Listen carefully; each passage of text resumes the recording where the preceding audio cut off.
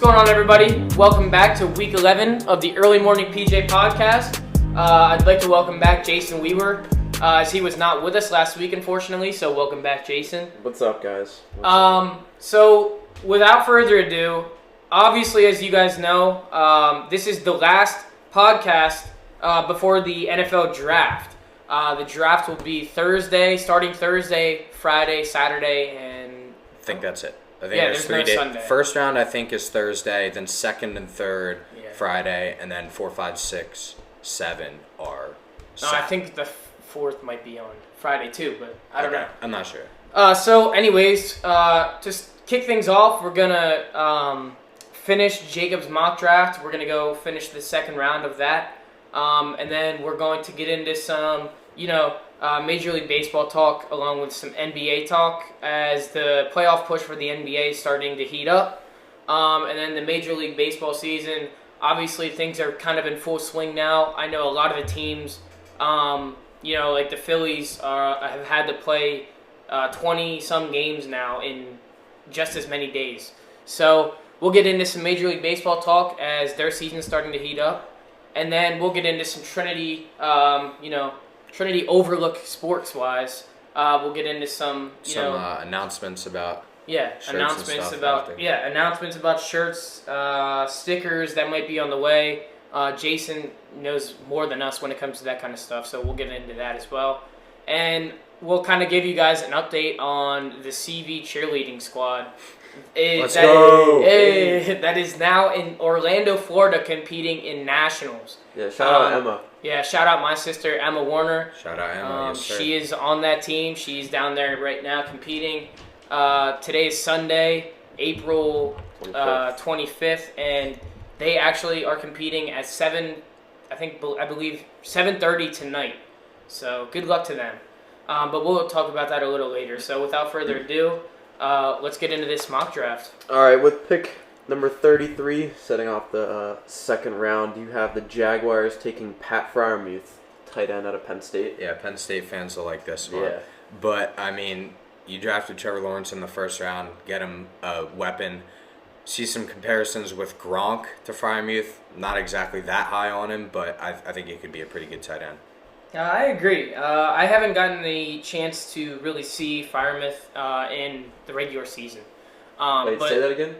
Whatever his name is, Freiermuth. But then again, I've gone back and exactly. I'm a pick guy. Thank you, Jacob. I've gone back and watched some of his film, and just like Jacob said, I see a lot of similarities to the Rob Gronkowski type of player. I really kind of see him fitting well in Jacksonville, as Jacksonville really has no tight end at this point in time. Like James O'Shaughnessy. Yeah, they have nobody that is worth really mentioning, in my opinion. So I think, obviously, we're anticipating them selecting Trevor Lawrence with the first overall pick. That their second round pick, following that pickup with Freiermuth to give him some help, that will definitely help that offense and Urban Meyer. You have the Jets taking Wyatt Davis, a guard out of Ohio State, with the 34th pick. I mean, again, another team that I'd say almost guaranteed is going to take a quarterback in the first round and go get him some protection on the inside of the offensive line. They're pretty good at tackle. They took one in the first round last year, Mekhi Becton, so go get probably the top guard in the class. I agree with this pick, and I'm going to tell you why. I really do see the Jets selecting Justin Fields. And I think Jacob and I kind of agree when it comes to quarterbacks and rankings that Justin Fields is the second best quarterback in the draft. Will they do that? Who knows? Yeah, but I can kind of see them taking either Zach Wilson or Justin Fields with the second overall pick. And when you compare a quarterback up with somebody he's familiar with in the interior offensive line and give him some protection up front, I think that's going to fit well in that offense. They already have the weapons that is necessary with Jamison Crowder, and why can I not remember that guy's name? No, number 11, Robbie Anderson, Carolina, bro. Yeah, that's right. Talking about Denzel Mims. Denzel Mims, that's who I'm last year. talking of. Man, Thank he you. was on my fantasy team for a bit. But yeah, he For was. how long? A week? Yeah. He was a guy that I was really high on last year. I was expecting the Eagles. They had him on the board in the second round, and they chose to go with Jalen Hurts. But I was really high on Denzel Mims last year. Unfortunately, he was battling some injuries this season. Same situation as Rager. I mean, Yeah. essentially. So unfortunately, he didn't necessarily have the season that everybody was hoping for with the Jets. But like I just said, when you compare a quarterback up like Justin Fields, which I anticipating the Jets taking with the second pick, and pair him up with a familiar offensive lineman, that will do wonders. So Jacob, you have Azizi Ojulari going to the Falcons. Aziz Ojulari. Yeah. Yeah, edge rusher out of Georgia. He's really fast. He's really quick too. Good run stuffer. And I have the Falcons going with a quarterback in the first round. That's probably one of my more controversial picks, I'd say. But their defense was really bad last year, especially the pass rush. They don't have a lot of pass rushers. So if you're going to work for the future, I think you need to grab a pass rush, which in my opinion is probably the second most important thing behind a quarterback. I agree with what Jacob said. So You have Landon Dickerson going to the Dolphins. Yeah. He's a center out of Alabama. We need a center. Kind of been leaning more towards him with this pick as opposed to someone like Najee Harris or Travis Etienne. Center's one of our weakest positions on the whole team, and I think Dickerson would be just straight up our starter, and I think he could develop into a really good player for us. I gotta be honest, Jacob. I'm surprised that you have him making it this far. He is, in my opinion, a first round talent. And you look at some of the teams, including Pittsburgh, that are in need of a center, along with Miami. But Pittsburgh's range around that 22?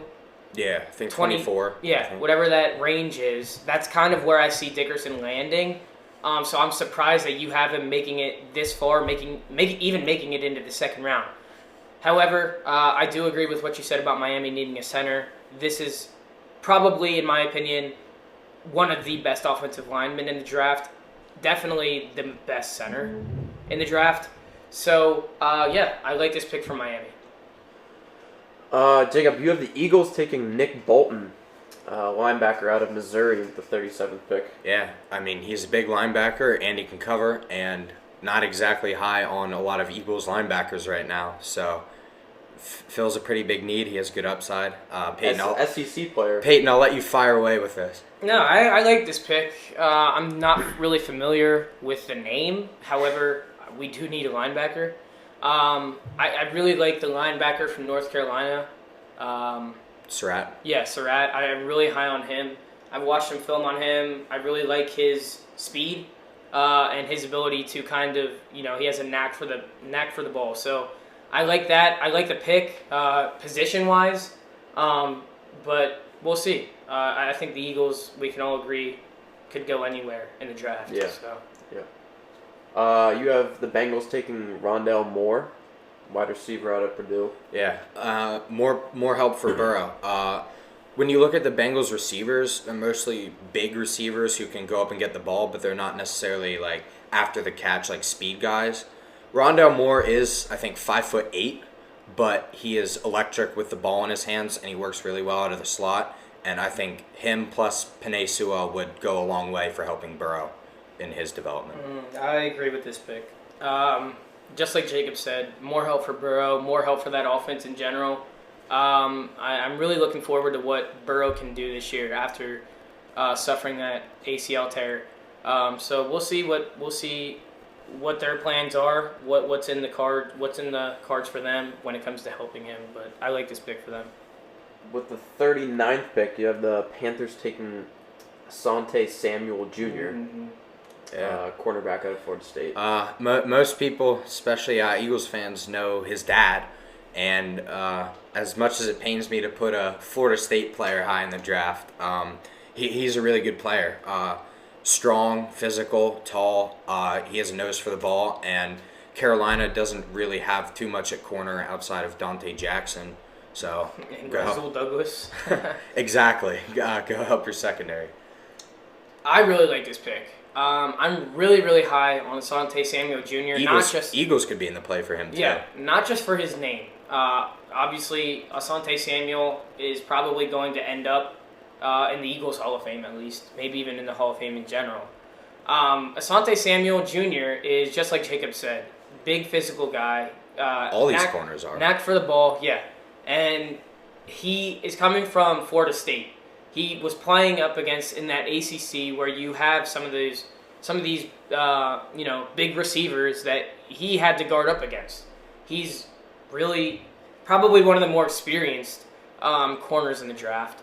So with that being said, I really like this pick for Carolina. Just like Jacob spoke about, they have really nothing in the secondary other than Jeremy Chin. So you have Liam Eichenberg, tackle out of Notre Dame, going to the Broncos. Yeah. Broncos offense is pretty much set except for offensive line. And Eichenberg's a really good pass protector to help out, I guess, Drew Lock or whoever their next quarterback might be if they're going a different route. And Notre Dame offensive linemen have... I don't really like to base players off of the college they went to, but you look at the Notre Dame offensive linemen, they almost always pan out. I agree with that, and I like this pick for Denver. Drew Lock has suffered, I believe he's in the top 5 when it comes to QB hits. So I really like this pick for Denver. I really like this pick for Drew Lock. I like Drew Lock as a player. I respect his game. I never really thought that he had help when it comes to weapons, when it comes to offensive line.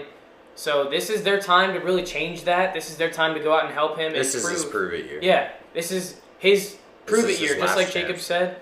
But then again, they need to help him, and Fangio, I believe, will help him. So I like this pick.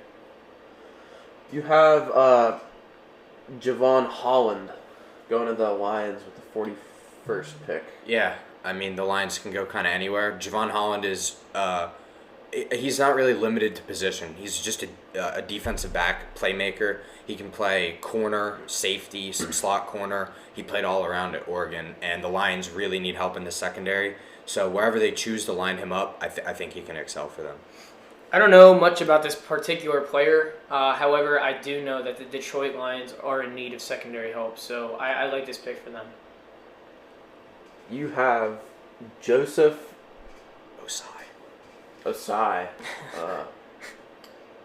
He's an edge rusher out of Texas going to the Giants. Yeah, the Giants need pass rush, and I was debating giving them a pass rusher round 1, but I didn't really see the value for the pick there. So, I mean, Joseph Osai, I hold him in a pretty high regard. Played well, Big 12, had a defensive resurgence this year. He's part of one of the better defenses in that conference this year in Texas, and yeah. As much as it pains me to say it because the Giants are in our division, I like this pick for them. Just like Jacob said, they need pass rush.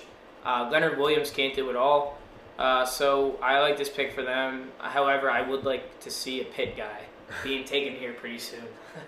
We'll see. I don't know. You have Greg Newsome II. He's a cornerback out of Northwestern going to the 49ers with the 43rd pick. Yeah, I mean, the 49ers lost Richard Sherman. They lost some other guys who are slipping my mind at defensive back now. And yeah, and Newsome had a really great camp, really good Senior Bowl and Pro Day, and he kind of came up my draft board a little after that. And, I mean, he's one of these other corners that's big and physical, fast, strong, really your prototypical what you'd want from a corner. I like this pick for the 49ers, not just because of Sherman and those guys leaving, but you look at some of the positions in football where you need depth, and that's defensive back, aka corner. And the 49ers have learned that lesson the hard way. Sherman was obviously one of the best corners in the league when he's healthy. But that hasn't always been the case, especially when he's been with San Francisco. So I like this pick in terms of going out and getting some depth at the corner spot. And they just like Jacob said, the absence of Sherman this year and some of those other guys, Beathard, C.J. Beathard, they're going to need to go target some secondary help. So I like this pick for them. With the 44th pick, you have Marvin Wilson going to the Cowboys. Yeah, defensive lineman. He was projected to be like a mid to early first round pick before this year. He had a really bad year for Florida State, just straight up. And, he kind of fell down draft boards, but I still think the potential's there. He's a really big dude, strong, aggressive, and the Cowboys need a lot of help on defense, and that starts in the interior of the D-line. Yeah, I agree with what Jacob said. With the 45th pick, you have Levi. You're going to have to help me on this one. I'm not even sure on that one. I think it's like Onzaruki. Yeah, we'll go with that. Yeah. Going to the Jaguars. Yeah, another defensive lineman. And they are another team who has a lot of positional needs, and that starts with pass rush. Drafted a D lineman out of LSU, Kalavon Chason, last year. He hasn't really been working out, so get another one, see how he works out, and bolster your defense. Sorry, we were having some technical difficulties. What was the pick? D lineman to the Jags. Okay, I agree with that. Ever since 2017, they haven't had a pass rush, so I agree with this pick. You have the Patriots taking Dwayne Eskridge, wide receiver out of Western Michigan. Yeah, this is a guy not a lot of people have heard of, especially coming from Western Michigan. But he is just a straight up playmaker. I mean, not a lot of people did watch Western Michigan, but if you did, he was just their entire offense. He does it all. Great route runner, deep threat after the catch. I mean, if he can translate what he did at Western Michigan to the pros, which he proved he can do at the Pro Bowl, lining up against, corners from bigger schools and just toasting them. So the Patriots need receiver help, and I think Eskridge can be honestly, I think he could be a Pro Bowler. I like this pick just because, the Patriots are always known for going out and getting these no-namers, as I like to call them. Small school guys. Yeah, small school guys, and they always seem to pan out. And I like this pick for them just because of that reason. I think Belichick is probably the best coach in the game. He will do whatever he can to develop players into Pro Bowlers, just like Jacob said. And the Patriots, obviously, if you watched them at all last year, they're in desperate need of some wide receiver help. And this is a pick that is going to, in my opinion, give Cam Newton or whoever their Mac quarterback Jones? is. Who knows? We'll see. It's going to go get him some help. So I like this pick. Jacob, you have Tyson Campbell going to the Chargers with the 47th pick. Yeah, one of two corners from Georgia who are, I believe, going to be in the second round along with Eric Stokes. And those, they can fly. I think both ran 4.4s or sub 4.4s, and the Chargers kind of need some secondary help. A lot of their players can never seem to stay healthy, and like Peyton said earlier, the one position you need a lot of depth at is defensive back. I agree with this pick, and if I'm not mistaken, Chris Harris Jr. retired. Did he? Or I believe so. So they lost Chris Harris Jr. So even with Chris Harris, still use him. Yeah, they definitely need secondary help. And, they lost Desmond King too. Yeah, Desmond. Their whole defense last year just was not good, and there were a few bright spots. Crokel, I think is his name. He was a bright spot, young guy on the D line that's going to come up and make some noise. But other than that, Bosa, who was hurt last year, yeah. So I don't know. They definitely need to go out and get some defensive help, especially in the secondary. You have, with the 48th pick, Alex Leatherwood, tackle out of Alabama, going to the Raiders. Yeah, the Raiders kind of cleaned house on the offensive line. I believe 4 out of 5 starters are gone, and that includes one of their tackles. So Leatherwood's a really big guy. Everyone watched him. Everyone saw him. Maybe you weren't watching Alabama for Alex Leatherwood. I don't think you were, but you definitely noticed his physical presence on the field. I mean, you look at one of probably the best team. Obviously, they were the best team. They won the national championship. But the best running back, Najee Harris, in my opinion, who had the best season last year, you give a lot of that credit to their offensive line. Landon Dickerson and Alex Leatherwood. I mean, those two guys are insanely big and insanely physical. I really enjoyed watching both of those guys last year, and I think Leatherwood's just going to fit right into, that kind of old Oakland theme, now what Las Vegas theme. Josh Jacobs. Yeah, I definitely feel like Josh Jacobs, another Alabama prospect. They just signed, he played for the Cardinals last year, Kenyon Drake, another Alabama running back. So, stacking up on Alabama players. Another one's coming soon. Alim McNeil, you have him going to the Cardinals with the 49th pick. Yeah. Defensive lineman out of North Carolina State. He's a nose tackle. First true nose tackle off the board.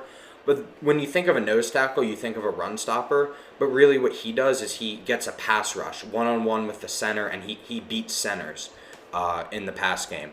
And him next to J.J. Watt, and I have them taking another D lineman in the first round with Christian Barmore. That could be a really formidable pass rush with them and Chandler Jones. Earlier in this whole podcast thing, I think it was first or second episode, I said Alim McNeil was my sleeper for the draft. I think he has very good potential to be Defensive Rookie of the Year and beyond. I really like this pick. I really like the Cardinals' defense in general. I think with the Fast addition, defense. Yeah, with the addition of J.J. Watt, just like Jacob said on their D-line, Chandler Jones, and then you have Isaiah Simmons to play Budda really Baker. wherever. Budda Baker to play wherever. But I really like this pick just because, first of all, you never really see nose tackles in the draft anymore. Not a lot of teams play with the nose tackle. And that's not saying the Cardinals will. He'll probably develop into a D tackle. But this is it's a good pick for them in general because it just goes to show how good their defense can really be next year. With pick 50, Jacob, you have your Dolphins taking Najee Harris. Ooh, I did not know this. First running back off the board. And really, the Dolphins, I would hope, are going to take a running back here, whether that's Harris, Etienne, or Javonte Williams. I would really be happy with any of them. Running backs kind of slipped on my board, and that's just how the board worked out in this particular mock draft. Dolphins need a running back, and Najee Harris, in my opinion, is the best one. I agree with that. And I agree with the Dolphins needing a running back as well. Obviously, he is, in my opinion, really a generational running back. I'm surprised, just like Jake. I'm really surprised that you have him making it this far. That's fair. But then again, there's not many teams that are kind of, you know. I mean, if you look at the board and the teams above there, I can't say any of them above would sacrifice one of their other needs for a running back. Pittsburgh. In the first round, you think? Yeah. I could see it. That'd probably be the first, opening landing spot for him, I'd say. But, we'll see how it works out on Thursday. This is kind of his range, too. Second round, early second round. This is kind of, the range where I see some of these running backs going, especially these top guys like Najee Harris and Etienne. So Put Javonte Williams in there, too. Most broken tackles in NCAA. Javonte Williams, I have not really gotten to see him play much in college, but I watched a lot of film on him. Running back duo. I saw him destroy Miami. The running back duo of him and Carter. Yeah, Carter. They were able to, make some history in North Carolina. So, I'm excited to see, with this pick, what the Dolphins do. With the 51st pick, you have the Skins taking Jalen Mayfield, tackle out of Michigan. Yeah, their big needs right now are on the offense. Quarterback, receiver, and tackle. So, the Washington football team. Yeah, I was just going to say, you got to correct that. The team, I think could definitely go with a offensive lineman here to help out their future quarterback, or, if they run with Fitzpatrick for the next 2-3 years. Who is going to be their quarterback? Fitzpatrick or Heineke. or are they going to draft somebody? We'll see. Just like Jacob said, they need to go find some protection for whoever their quarterback may be. So I'm excited to really. I mean, I don't like the Redskins the Washington football team, just because they're in our division. But they're kind of like the underdog team, and playoff team last year. They were a playoff team last year. They ended up winning the division.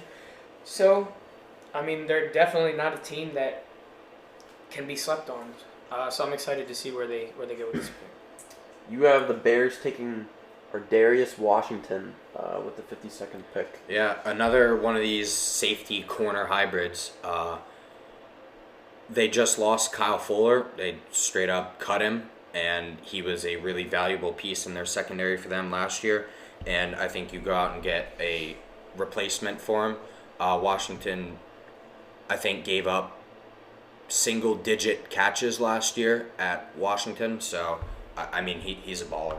Yeah, and I like this pick. Just like Jacob said, they just cut Fuller. They need to go out and get some secondary help. I have no idea why they would cut Fuller, who is an All-Pro. Yeah. I honestly led the league in picks with Xavier Howard in 2018. I honestly don't know really why they cut him, other than payroll. I think it was a cap casualty. Yeah, it had to have been something to do with cap. But then again, you somehow need to find a way to work around that.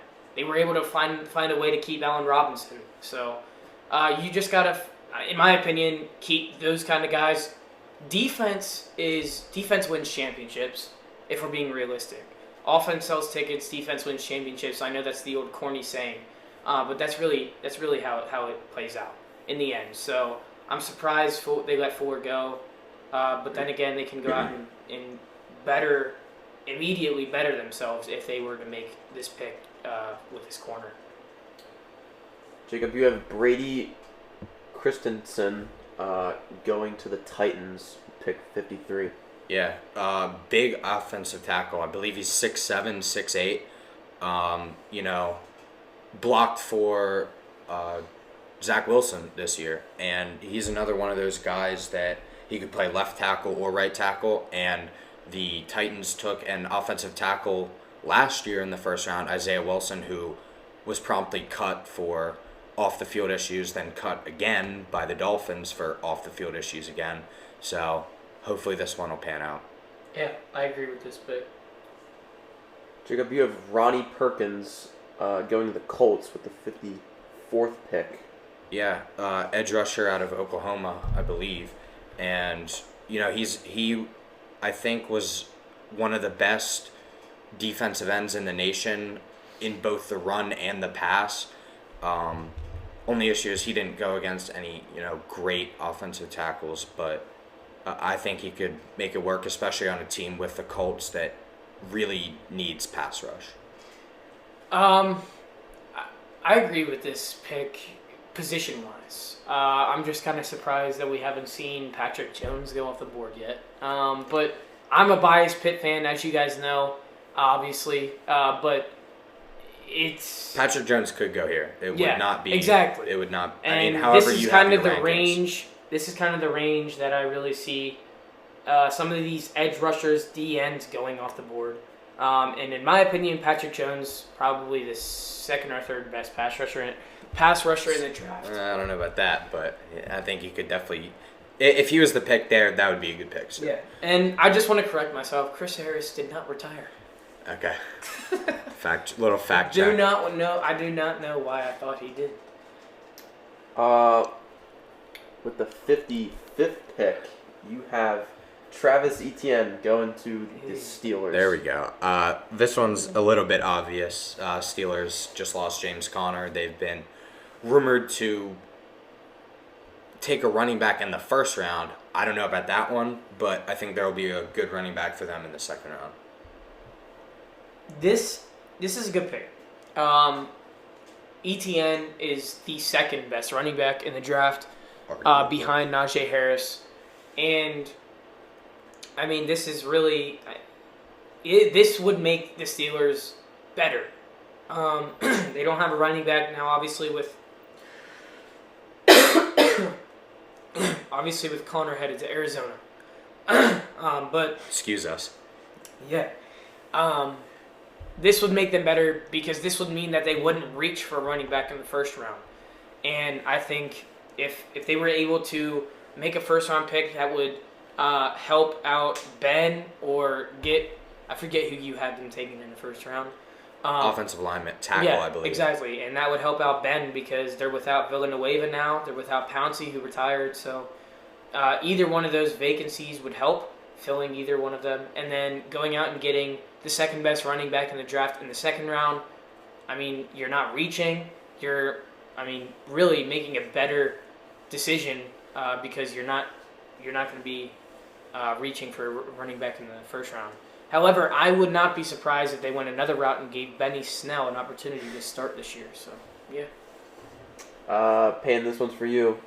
Jacob has the Seahawks taking Rashad Weaver. Hey, okay. There's the pick guy. Yeah, I'll start this one off. I'm surprised Patrick Jones isn't first.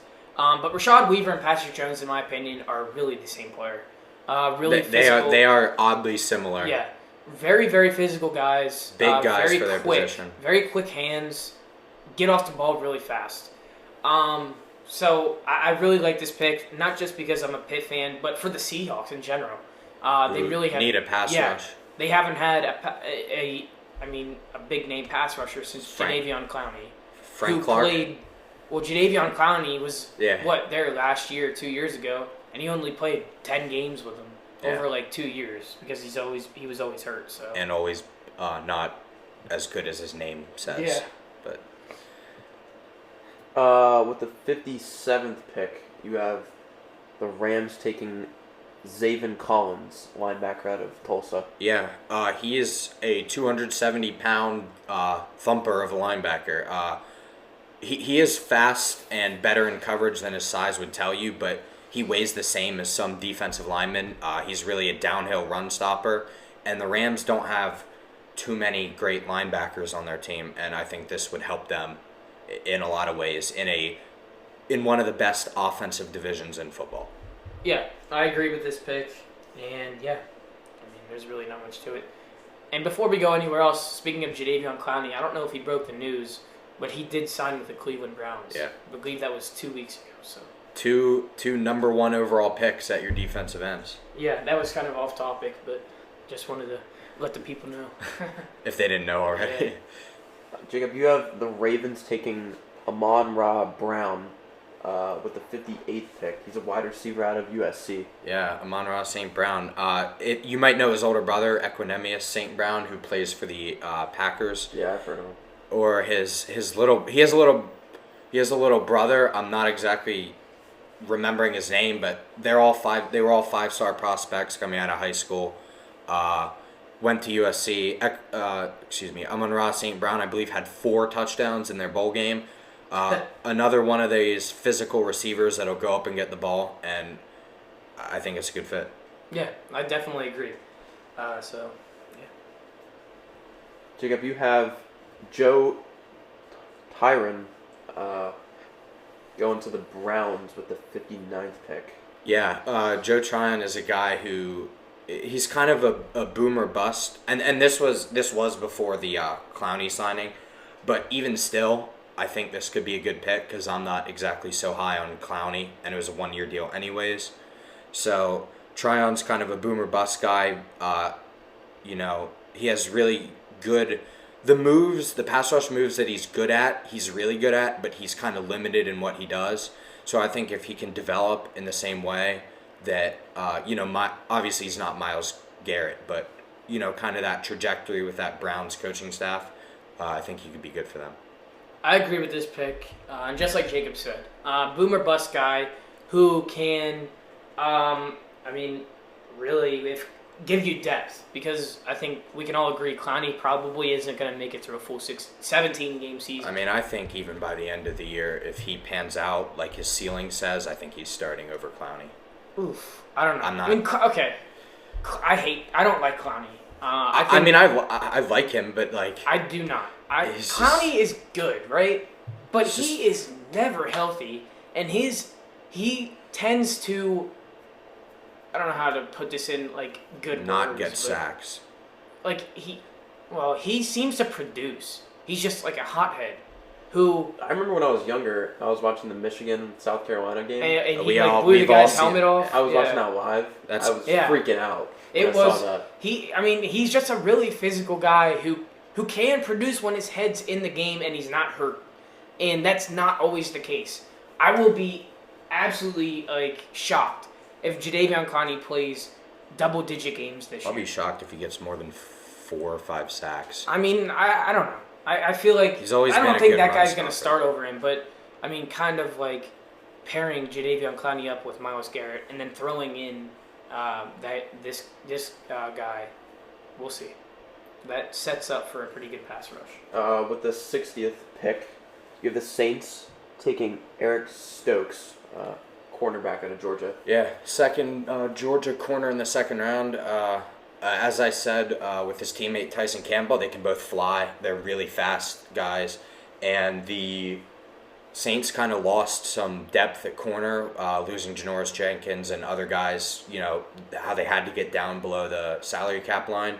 And, going back to Peyton's famous remark, you need depth at defensive back. I agree with this pick, and I mean, Janoris Jenkins is gone. They need somebody to pair up with Lattimore on the other side. I don't think who's the guy that got in a fight? Gardner Johnson. Gardner Johnson. I don't like him. I like him. I don't think he's that good. And I mean, I think they need to fill a void and give depth to a pretty good defense already. So I think this is just Top gonna 10 defense last year, I believe. They were the first. They were the number one defense. Really? I thought it was the Rams. Not Oh, they sure. weren't like not at the end Oh, of the okay. season. All right. Jacob, you have Trey Smith going to the Bills with the 61st pick. Yeah.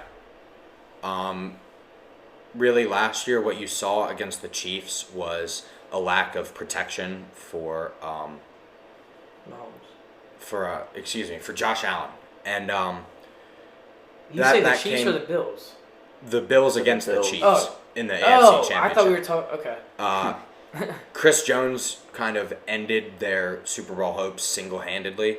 And not that a second-round offensive guard is going to shut down one of the best defensive tackles in the league, but I think you need to make a conceited effort to improve one of the weakest positions on your offense and help out what will be a future top 5 quarterback in the league. I agree, and I mean they definitely need to go out and. I mean, if you look at that AFC Championship game last year, Josh Allen was running for his life, and that's what ended up costing them the game.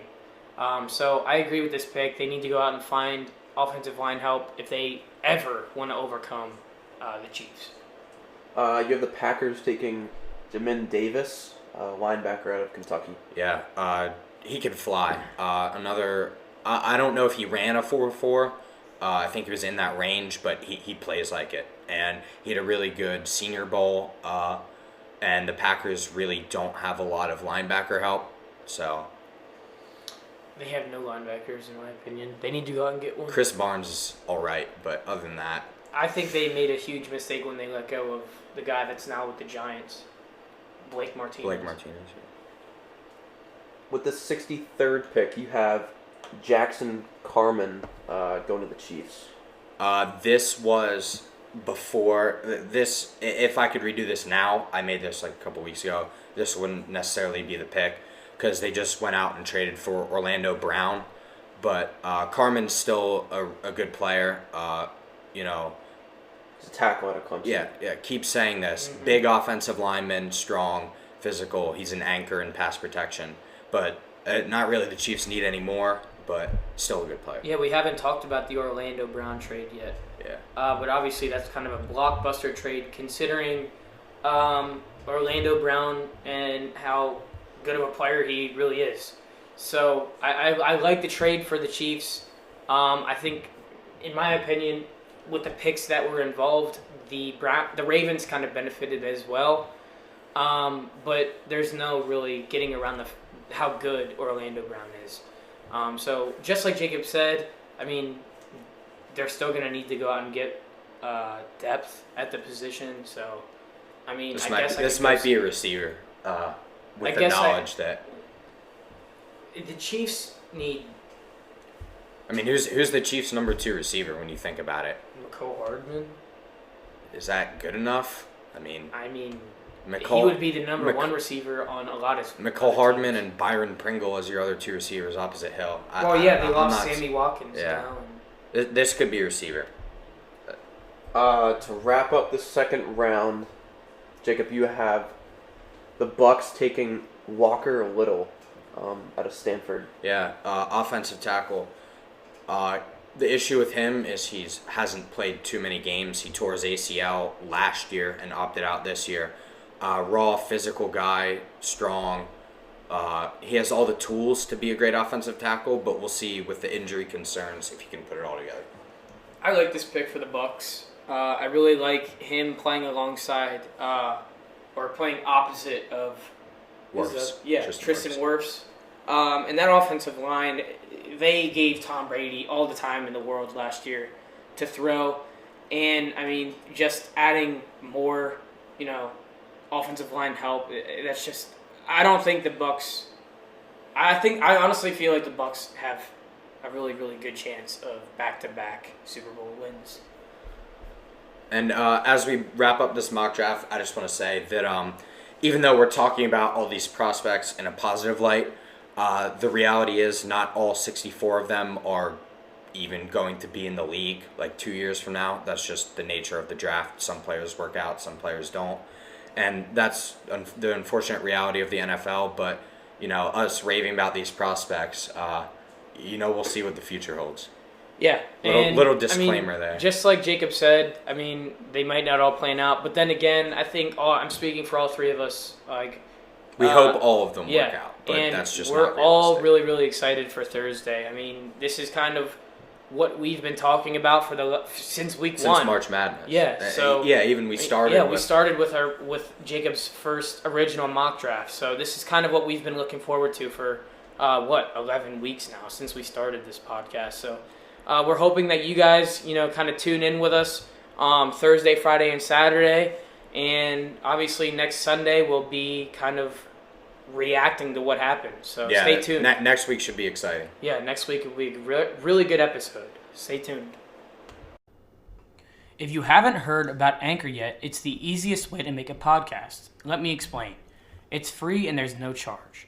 There's creation tools that allow you to record and edit your podcast right from your phone or your computer. Anchor will distribute your podcast for you so it can be heard on Spotify, Apple Podcasts, and many more music apps. You can make money from your podcast with no minimum listenership. It's everything you'll ever need to make a podcast all in one place. Download the free Anchor app or go to anchor.fm to get started on your podcast today.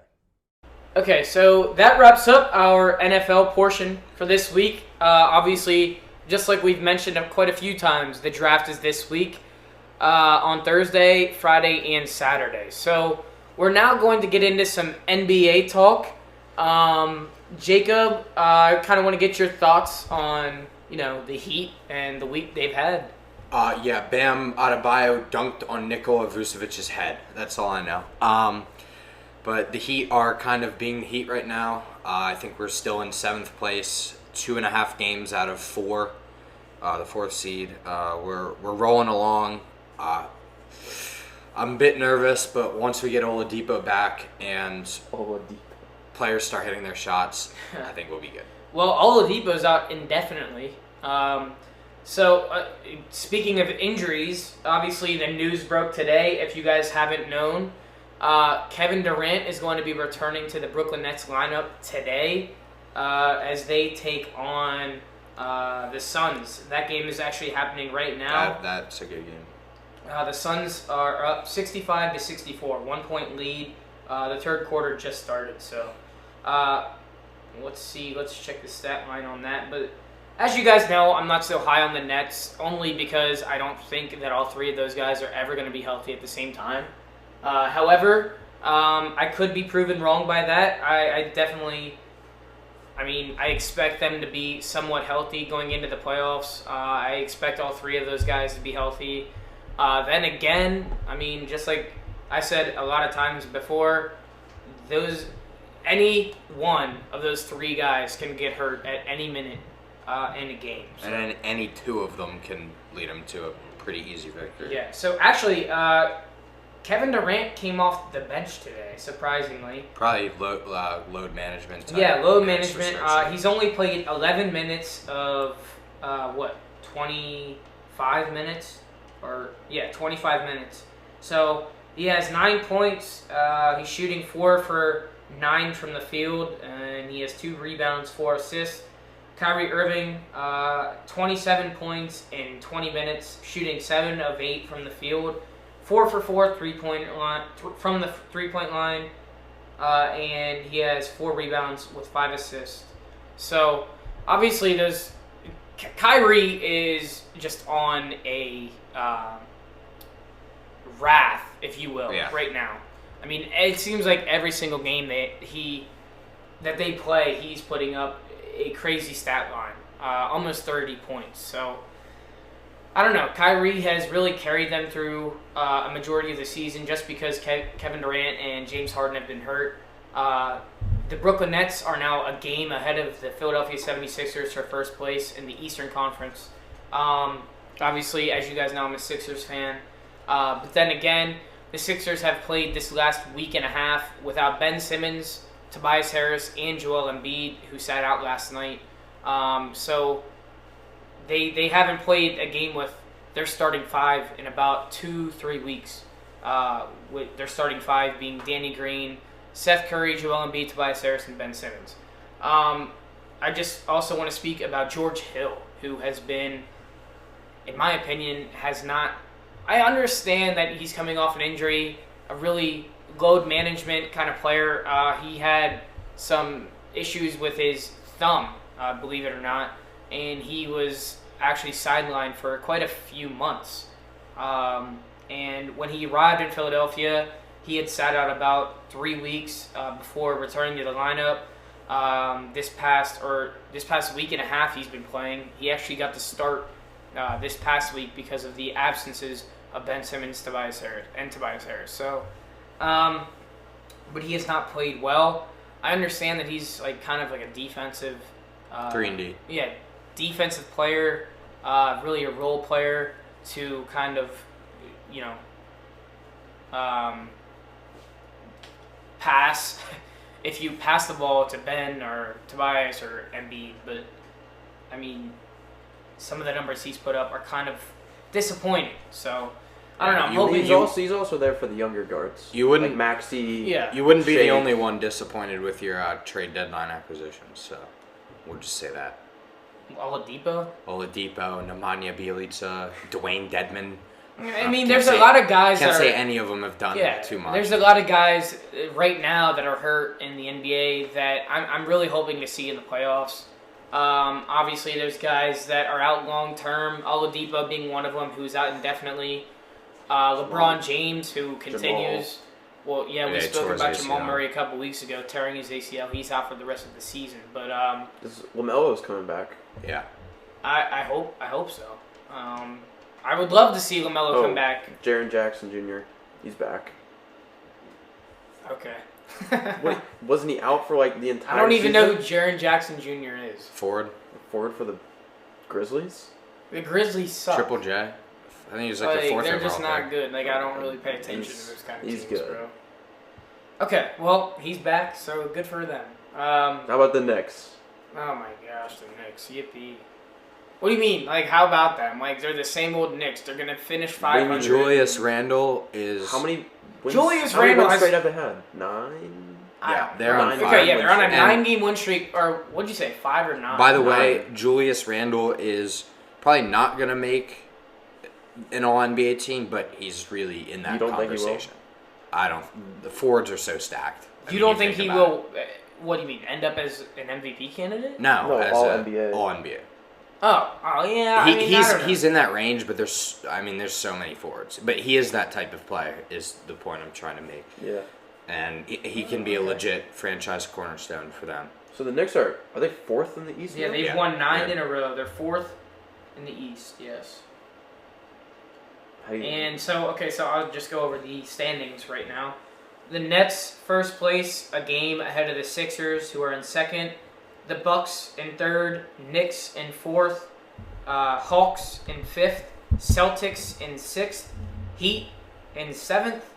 Charlotte Hornets in eighth. I'm excited to see the Hornets in the playoffs because They'll make the playoffs. if they get LaMelo back and they happen to play in one of those play-in games, which it seems like they're going to end up playing in one of them, we'll see what happens. They just beat up on the Celtics today. Yeah. The Pacers in ninth, and then the Washington Wizards in 10th. I can't believe the Wizards are in 10th place. I think they won 9 straight too. They're on fire. 7. Really? They won 7 straight. Yeah, they're on fire. I mean, you've seen what Russell Westbrook's been doing. As of right now, they would be playing the Heat, Jacob, in the play-in games. Oh, it's so scary. I mean, I'd rather play the Bulls than them, but I can't say that I'm. Do you want me to go? Okay, so I think I'll go over the. Zach Levine's been out for a while too. Well, you think about AD returned to the Lakers lineup, I believe, last night or a couple nights ago, maybe. This week, it happened this week that he came back. He's been out for a while, so like I said at the beginning of the episode today, we're kind of getting into the stretch of the NBA season. How many games are left? 11 for the 11? Heat. I know the Heat Really? have 11 games left. Oh, jeez. Let me check on that. What's 40 plus 20? 60. They would still have 22 games. They're not playing a full 82-game season. They're not? No. Okay. Well, then I don't know. I know the Heat have 11 games left for a fact. So. Well, yeah. So then, we're definitely getting into the crunch time of the season. So I'm interested to see what happens this next week. This next week's going to be big for a lot of teams, including one in Miami. Yeah, including the Miami Heat and the Sixers. So we'll discuss more next week. But getting into some MLB talk now. Jacob, let's talk about your Marlins. I know last week they were at 500, or weren't they at 500 last week? Yeah, Where are we at now? We are just below 500. I think we're 8-11, but I can't say that I've been paying attention too much. But we're 9-11. The game right now against the Giants is not going so hot, but. Yeah, we'll make the playoffs, believe it. Oh, really? Okay. Well, Jason and I are Phillies fans, as most of you know, and the Phillies are at 500 right now, but they are just like Jacob's Marlins. They are not doing so hot currently in their game against the Colorado Rockies. Bullpen. That's all I'm going to say. The bullpen, I'll say this. We've said this many times on this show. The Phillies' problem over the last couple years has always been their bullpen, and they continue to, I don't know how to put this. Choke. Not choke. I'm speaking they underperform. Speaking in terms of their front office. They just never go out and target bullpen help. No. And I thought they may have this offseason with the acquisition of Archie Bradley, who has been hurt. So that really hasn't been going so well. And then Segura hurt too? Segura's been hurt. Didi was hurt for a couple days, so we had to bring up a couple guys from the minor leagues. And the biggest problem is the center field position. The Phillies are without a center fielder. So, if either of you guys know a center fielder that could go play for the Phillies? I played center field in D-ball. I think you would probably be better than the Redland All-Star team. You would probably be better than the Phillies center field right now. I believe I'll go track down some fly balls. The Phillies center field position is probably batting under 100 right now, which is awful. What's lucky is that the NL East has not been playing well either. So they're not that's what I'm saying. A horrible spot. I think they're in. They were tied for first. They're second before right today. now. They're second. They were tied for first before today, and they're going to lose today because they're getting killed. So. Oh, let's go! The Braves are doing bad. Oh, that's all I care about. Let's go. I don't know. We spoke about the bullpen. I really think, Jason, I don't know if you've gotten to watch a couple of the games this week, but they brought up that Nick Maton guy Yeah, I've heard of him, but Yeah, he I played- didn't get to watch him too much. They brought him up this past week to play shortstop for Didi, Yeah. who was out, and he's been playing really, really well, hitting really, really well. Yeah. So Segura went out, so they moved him over to second base when Didi came back. So currently he's playing second base until Segura gets back. But a guy like that who has a hot bat right now, I mean, even though you just brought him up, I mean, he's batting over 350. Put him in center field. I mean, Yeah, see what he can do. yeah, if he plays mid infield, the chances are he's fast enough to play center field, and he's probably got a good enough glove, good enough athlete overall to go play somewhere out there. And he's swinging the best bat on the team right now, Yeah. other than maybe Harper. So go out and give him a chance in center field and see what happens. Who's the other I'm dude? just so tired of watching Mickey Moniak. Yeah, Moniak. I mean, he has been a disappointment to say the least. He was the first overall pick for the Phillies 2 years. It was either last year or 2 years I ago. think it might And have been 3 years ago. well, they just brought him up 3 weeks ago, Yeah. and he has been playing. He just can't hit. And it's the same problem with any other options they have. They just can't hit. Roman Quinn can't hit. Scott Kingery has been struggling to hit the ball. He actually got optioned to AAA before the season even started, so he didn't even make the roster. Here's a fun fact for you. The Pirates have a better record than the Marlins, and they're half a game worse than the Phillies right now. Yeah, So- I mean the Pirates Are were supposed to. overperforming greatly. Yeah, the Pirates were going into the season. I mean, a lot of people anticipated them being the worst team in the MLB, but to start off the season, they're not doing that bad. Just below 500. Yeah, 10 they're or not- 11. They're actually overperforming for a lot of expectations that people had for them. So, well, that wraps up our MLB talk, and I think we're gonna get into Some UFC. UFC talk. Yeah, 3 title fights last night. Usman retained the 170 welterweight title. Kind of saw that one coming. Masvidal's a guy that everyone loves.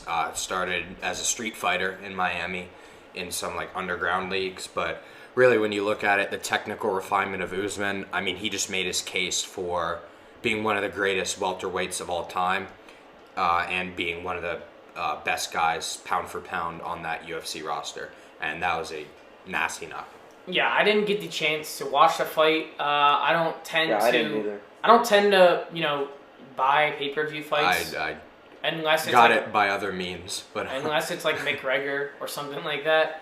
he fights in July. Yeah, he June or fights July. coming up here. Poirier, pretty soon, so. Poirier by murder. That's all I'm gonna say. I on don't that know, fight. but I mean, I kind of like Usman. I got to see some highlights of the fight last night, and it looked like Masvidal was Masvidal. just straight unconscious. Yeah, but he was just mocking him. No, Masvidal was mocking Usman. the whole Masvidal's fight. a showman. That's what. Yeah, that's what it is. Masvidal was mocking him the whole fight, whole first round, and then to open up the second round, Usman just knocked him out. So If you didn't know, if you watched the, I hate to talk about this, the Jake Paul fight. If you didn't know this, the guy that Jake Paul knocked out, Ben Askren, Masvidal knocked out in 6 seconds with a flying knee, which is a UFC record for the fastest knockout. And why don't you like talking about that? Because it's just nonsense. It's a joke. Jake Paul, bro. Jake It's a Paul. I joke. mean, isn't he like a boxer now? Yeah, but they threw him against a UFC fighter who's notorious for his bad striking skills. It is. What's even going on with Jake Paul and like boxing and his brother Logan? All I'm gonna say is if Jake Paul's gonna put in the time to be a good boxer, I mean I respect it, but I mean you can't claim anything when you fight I believe one of the worst strikers in UFC. Well, he has challenged Mayweather, I believe. That's Logan. Well, one of them. Same thing. Yeah, one of them has challenged. I Yeah, just they're don't both know- like the same. I kind just of don't know jokesters. about a UFC personality against the greatest boxer of all time. Logan is a UFC guy. No, internet personality. Oh, I thought you said a UFC personality. But yeah, I mean, I also I hate to mention this, but prayers up for Jacob, the guy that broke his leg. You probably know his name. Weidman. Yeah, Weidman. Yeah, former middleweight champ, knocked out Anderson Yeah. Silva. Prayers up for him. I actually saw a video of that, and it was very sad to kind of see a guy that, I mean, that was in like the first round that happened. So Yeah, that is it's I don't want to say ironic, but that is how Chris Weidman beat Anderson Silva in the rematch. Anderson Silva did a similar thing, threw a low leg kick, and his leg gave out. So, I mean, prayers up. You never want to see that. But Yeah, and speaking of prayers up for the Kentucky Kentucky basketball player Terrence Clark, who unfortunately passed away in a car accident. He was 19 years old, and he was actually working out in Los Angeles in preparation for this upcoming draft. And from what I've read, he was a first-round talent, first-round prospect. So prayers up for him and his family, and prayers up for the Kentucky basketball family as well. So. And also, there are two other fights on the card, title fights that kind of neglected to mention. Rose Namajunas knocked out Zhang Weili by. Did you see that? The head kick. No. Just straight up kicked her in the head, knockout, first round, and she took the belt back that she lost last year, right before COVID hit, and also Jessica Andrade lost to. Hold on, getting the name. Valentina Shevchenko for the women's flyweight, another knockout. So 3 knockouts, 3 title fights. It was a great card overall. Okay, so we're also going to be doing some Instagram questions for you guys today. Jason's going to pull them up on his phone real quick. Oh yeah, first question is from Anshaw. He asks, what's the future of Jalen Hurts in Philly? Is it a playoff appearance or bust this year? I would not look at it that way, as playoff appearance or bust. I would look at it more towards the end of building for the future around a quarterback who could be your future quarterback. This is kind of a loaded question, in my opinion, because really it could go either way. If the Eagles were to draft well this coming week and go out and target some more free agency targets, then maybe we could possibly win our division, which is last year obviously was the worst division in the NFL. With that being said, you're trusting. If I'm going to assume what they would do, which would be to trust Jalen Hurts with this offense and let him start this year and not draft a quarterback, you're trusting a guy who is in his sophomore season. He's only played 5 games. He's only started 4 of those 5 games. So, I mean, realistically, you would think that this would kind of be a rebuilding year with all of the young talent that they have on both sides of the ball. But then again, there's people that would tell you that, I mean, if they were able to draft well and maybe possibly go out and get some targets and go get some help in free agency, that could turn into winning the division and possibly making a playoff appearance. So we'll see. We'll see how things go on Thursday. Tommy Cloak asks your take on the Phillies' first 3 weeks. If you could describe it in one word. Is this for both of us or me? Yeah, both of you guys. I guess I'll go. Sort of like an outsider opinion, I guess. It would be kind of like mediocre. I mean, they really haven't. They haven't sucked, but also they came into the year being, I don't want to say World Series contenders, but definitely trying to make a playoff push. And they're not at that level, but they also haven't put themselves in a huge hole or anything. Yeah, Jacob just kind of hit the nail on the head. I was going to say average. So, yeah. That I think we both can agree that, I mean, the bullpen has sucked, yes, but the offense has also not been lighting the world on fire. Then again, they've been able to find ways to win a few games and keep themselves at 500 for right now. So I would say average. I don't know if you guys heard about the Super League for soccer. That was something. What happened? Connor Pushart asked opinions on what would happen if the Super League went through. Jacob, you can. What is the Super League? I'll explain it. Essentially, take the NBA or NFL, take the 12 biggest market teams. So, like in the NBA, it'd be the Knicks, Lakers, probably the Heat and Sixers would be in there, branching off and forming their own league and just playing each other. It was sort of, exactly. It was essentially a money grab by the higher ups by each team, and it's kind of been nullified now that really everyone aside from the financial moguls ahead of these organizations have spoken their opinions. So I think there were 4 English teams in there, 3 Spanish teams, and 4 Italian teams, I believe. And it did not go through. But Is he asking what would happen? Like, what are our thoughts? well, Yeah. my thoughts are just it was just nonsense and a money grab. I think it's stupid. It would have I destroyed don't even the really game. understand it all. It would have replaced like because for soccer they do like you play in like your country's league and then you do like a European tournament because like all the big teams are in Europe, and they wanted to like replace that with just like the big teams versus like How would if that were to happen in any other sport, how would any of the lower market teams exactly. make money? Because some of the low market teams are good. Like low market teams are 2nd and 3rd right now in the English league, and they would It's like you could bounce in and out of the league. yeah, they would qualify pretty clearly for the Champions League, which is what they have now, but they would just not have a shot at being in the Super League because they're not big market. That's stupid. That's my thoughts on it. And I just kind of want to speak on some general Trinity overlook for their sports teams at Trinity. As we mentioned, the track team, Jacob, you guys had an invitational Cedar Cliff yesterday. Relays. Yeah. Did we talk So- about the Shippensburg meet? Yeah, we did mention that, Yeah, but we we didn't get to did. talk about Yeah. what you guys Not sure how Shippensburg went because I wasn't exactly there. Shout out to Owen Charles for running the steeplechase. Hey! Set a Trinity record for the Steeplechase steeplechase. is probably the coolest event in track. Okay. Rumor is its origins started when people were designing, like, sort of training for running away from the cops after you steal liquor. So that is allegedly the origins of that. But yeah, Owen Charles set a Trinity record for it, Really?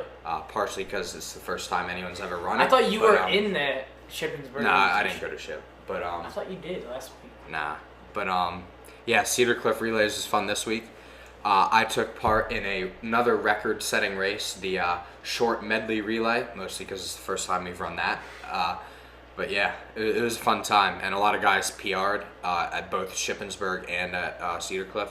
So That's good for them and good for the track team. Did you guys have any other meets this week? yeah, we are at home against Northern, and that is senior night. So if you can, pop out to When's Kobo. that? Tuesday at I think it should start at like 3:30. Yes, sir. I think I'll be there. So, anyways, I mean, I guess I'll give the baseball rundown. Baseball team went. Heating up. Yes, sir. Baseball team went 4-0 this past week with wins over Middletown, Steel High, DeLone Catholic, and Susquehanna Township. So that actually puts our winning streak at 5 wins in a row because we also beat Greencastle Antrim last Friday. So we're on a 5-game winning streak, hoping to keep that alive tomorrow against Camp Hill, who is a very tough opponent for us. I believe we're both going to be throwing our ace pitchers tomorrow night. So they are currently tied with us or I don't know if they're tied. I think we have the upper hand by 1 game in our conference for second place. So Plus, you guys beat them earlier. yeah, so we are currently sitting in second place of our conference behind East Pennsboro. So if you guys could come out tomorrow, 4:30 game at Wasp Park, that would be awesome. And then we also play on Thursday against Berks Catholic, and then Saturday at 10 a.m. against West Shore Christian Academy. So those are our 3 games this week. I didn't even know they had a baseball team. They have not had a baseball team in quite a few years. They just started last year, actually. So, yeah, shout out to Expansion franchise. yeah, shout out to the baseball team at Trinity. Shout out to Ethan Peffer, who threw another gem on Thursday against DeLone Catholic at F&B Field. That was senior night for us, and we were able to pick up the dub against DeLone Catholic. So shout out to Ethan. I believe he threw 5 innings. What about last And- night? Yesterday. Yeah, yesterday. Yeah, shout out to Landon Kunzelman. Landon was absolutely on fire yesterday against Susquehanna Township, striking out 13 batters of the 18 batters that he faced total. So shout out to Landon. He's been heating up for us on the mound. He pitched twice this past week, and he looked really good in both appearances. He's a sophomore too, yeah. Yeah, he's a sophomore, and shout out to him. Shout out to Micah New, who has been able to keep it kind of a really, really good bat in the leadoff spot in our lineup. So yeah, shout out to the whole baseball team in general. So and just to kind of give, another shout out to my sister. Just another good luck shout out to the CV cheerleading team, who is currently competing in Orlando, Florida, in the nationals for cheerleading. So good luck to those guys as they will be competing at 7:30 p.m. This evening. So, and that will do for this episode. Thank you guys for tuning in. And just like we said, tune in next week, as it should be a really, really fun episode after the draft.